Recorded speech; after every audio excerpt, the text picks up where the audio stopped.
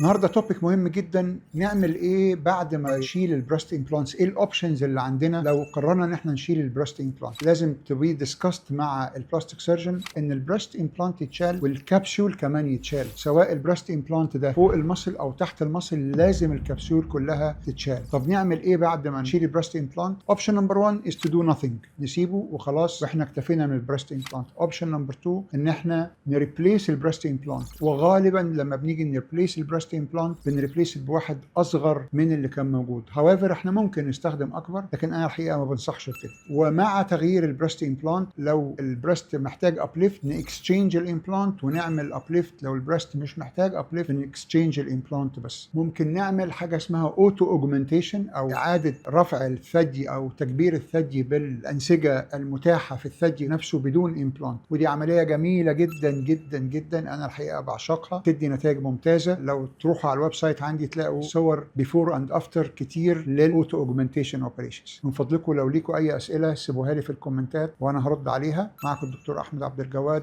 كونسلتنت بلاستيك سيرجن نورث ويست اوف انجلاند.